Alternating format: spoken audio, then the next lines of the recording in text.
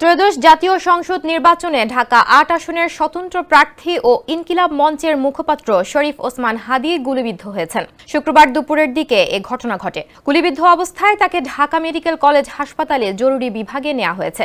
এর আগে গেল ১৩ নভেম্বর হত্যার হুমকি পেয়েছেন বলে অভিযোগ করেছেন ইনকিলাব মঞ্চের মুখপাত্র শরীফ ওসমান হাদী। তার মোবাইল নম্বরে বিদেশি নম্বর থেকে কল করে ও টেক্সট দিয়ে এসব হুমকি দেওয়া হয়েছে।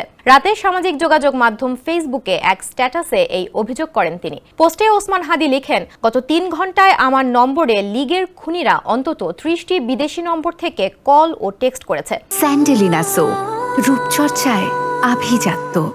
তিনি লেখেন, যার সামারি হলো, আমাকে সর্বক্ষণ নজরদারিতে রাখা হচ্ছে। তারা আমার বাড়িতে আগুন দেবে, আমার মা, বোন ও স্ত্রীকে ধর্ষণ করবে এবং আমাকে হত্যা করবে। তিনি আরও লেখেন, ১৭ তারিখ খুনি হাসিনার রায় হবে। ১৪০০ শহীদের রক্তের ঋণ মেটাতে কেবল আমার বাড়িঘর না, যদি আমাকেও জ্বালিয়ে দেওয়া হয়, ইনসাফের এই লড়াই হতে আমি এক চুলও নড়ব না ইনশাল্লাহ।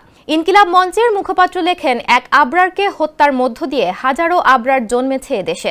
এক হাদীকে হত্যা করা হলেও তাওহীদের এই জমিনে আল্লাহ লক্ষ হাদী তৈরি করে দেবেন।